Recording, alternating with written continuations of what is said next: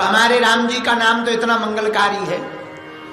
कल्याणानाम निधानम कलिमल मथनम पावनम पावनानाम। भगवान का नाम पावन है। रावण को पता लगा, ब्रेकिंग न्यूज चली रावण के यहां, वो जो दोनों राजकुमार है ना, राम लक्ष्मण, दोनों बड़े जादूगर हैं। बोले क्या जादू है? बोले दोनों पानी में पत्थर तैरा देते। तो रावण की प्रजा ने जब ये न्यूज सुनी टीवी पे, तो प्रजा ने कहा कि बताओ, जब वो दोनों लोग पानी में पत्थर तैरा सकते हैं तो पत्थर बरसवा भी तो सकते। तो प्रजा बोली बिल्कुल बात सही है। तो बोले करें क्या? बोले यदि वो आ गए तो हम लोग तो बिना मौत के मर जाएंगे। एक काम करो, चलो पार्टी बदल लो।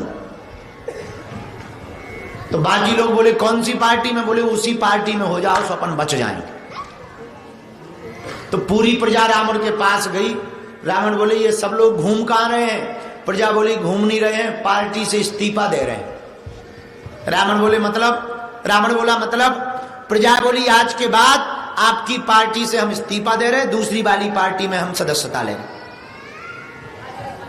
रावण बोले क्यों? प्रजा बोली महाराज मरना थोड़ी है। जब वो दोनों लोग पानी में पत्थर तैरा सकते हैं तो पत्थर बरसवा भी तो सकते हैं, और कल के दिन उन्होंने पत्थर बरसवा दिए तो हम मर जाएंगे। वो तो बड़े जादूगर हैं, पानी में पत्थर कहीं तैरता है? रावण बोले टेंशन ना लो, ये जादू तो हम भी जानते। प्रजा बोली तुम बातें लंबी लंबी फेंकते हो, करते कुछ नहीं हो। हाँ, फेंकते ही भर रहते हो, कुछ करते धरते नहीं हो। जब पहली बार वो बंदर आया था तब हम लोगों ने कहा था कि लंका जल रही, तुम कह रहे थे हाँ हाँ जल रही, रुक जाओ टेंशन ना लो। पर किया क्या? कुछ किया नहीं है, बातें ही भर फेंकते हो। इसलिए हम तुम्हारी बातों में नहीं आएंगे, करके दिखाओ। ध्यान से सुनना, नाम जब कितना महान है प्रभु का। रावण बोला चिंता मत करो, कल हम तुम लोगों को समुद्र में चमत्कार करके दिखाएंगे, पानी पर पत्थर तैरा के दिखाएंगे। प्रजा बोली हम तैयार हैं। अब दूसरे दिन भीड़ जुड़ी, सब राक्षस गए, राक्षस की पत्नियां गई, छोटे छोटे राक्षस भी गए, पतले पतले राक्षस भी गए, मोटे मोटे राक्षस भी गए, काले कलूटे, छोटे छोटे बाल, छोटी छोटी आंखें, भारी शरीर, सब राक्षस जुड़े। अब रावण आया किनारे पे, बोला पत्थर लाओ। राक्षसों ने सोचा 5 किलो का क्या लाना है, 50 किलो का लाओ। अब तैराना ही तो है, 5 केजी का क्यों, 50 केजी का तैराया जाए।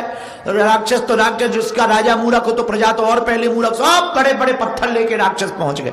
लो महाराज, रावण ने लिया एक पत्थर, जितने मंत्र जानता था सब पढ़ लिए उसने, और जैसे ही उसने समुद्र में डाला सोई पत्थर डूब गए। प्रजा बोली लो, वो निकल आया चमत्कार।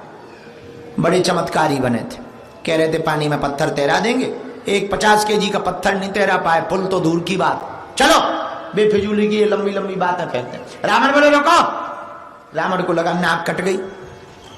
सो रावण ने नीचे सिर डाला, पता नहीं क्या बुदबुदाया कि वो पानी में पत्थर ऊपर आ गया, ऊपर आ गया और तैरने लगा। प्रजा जय जयकार करने लगी, लंकेश की जय हो, रावण की जय हो। प्रजा बोली अब जाने की आवश्यकता नहीं है, हमारा राजा भी कम नहीं है, पानी में ये भी पत्थर तैरा देता है। रात को मंदोदरी जब चरण दबाने लगी तो रावण से पूछने लगी महाराज बुरा ना मानना, हम आपकी पत्नी है, हम जानते हैं आपकी हकीकत को, आपके पास बहुत से चमत्कार हैं, पर ऐसा कोई भी चमत्कार नहीं है कि आप पानी में पत्थर तैरा सको। इसलिए तो पत्नियों को पूरे राज पता होते। बाहर आदमी कितना भी महान बना रहे, घर में सिलेंडर ही रहता है। तुम देख लेना, बड़े बड़े नेता लंबी लंबी बातें डींगे हाँकते हैं, बाहर घर पे आके बिल्कुल शांत हो जाते हैं, क्योंकि उन्हें पता होता है बाहर चाहे जल्दी पॉलिटिक्स कर लो, अंदर इन्हें पता है कि हम कितने बड़े नेता हैं। हाँ, तो रावण की पत्नी मंदोदरी बोली महाराज हमें आपके बारे में पता है, आपके पास सब सिद्धियां हैं, पर ऐसी कोई सिद्धि नहीं है कि आप पानी में पत्थर तैरा सको। और तुम सुनकर के चौंकोगे, पागलो। पहली बार रावण रोया जिंदगी में, उठ करके बैठा, अपनी आंखों से आंसू पोंछने लगा, रोने लगा।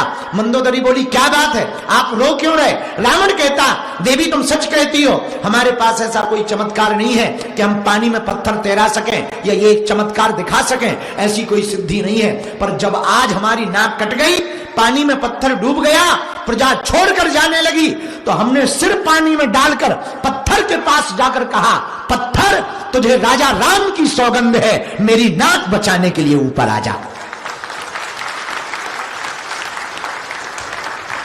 तो हमारी नाक बचाने के लिए वो पत्थर ऊपर आए। बात यह है कि राम के नाम से दुश्मन भी अपना काम चलाता है। अब जब बताओ रावण का काम राम जी के नाम से चल रहा है तो तुम लोग अगर भजन करोगे तो तुम लोगों का काम तो चला ही जाएगा। तुम तो राम जी के ही पक्षधर हो, रावण के थोड़ी हो। इसलिए आशुतोष तुमने पूछा भगवान का कीर्तन क्यों करना चाहिए। संकीर्तन इसलिए भगवान का करना चाहिए ताकि मन उनके चरणों में लग सके। इसलिए संकीर्तन करना चाहिए ताकि अपराधों से मुक्ति मिल सके। संकीर्तन इसलिए करना चाहिए ताकि मन निर्मल हो सके। संकीर्तन इसलिए भगवान का करना चाहिए ताकि हम और कोई जब तब ध्यान व्रत नियम संयम कर पाए या ना कर पाए, पर नाम जब कीर्तन से ही हमें भगवत प्राप्ति हो जावे। बोलो सीताराम, जोर से बोलो, और जोर से बोलो, और जोर से बोलो।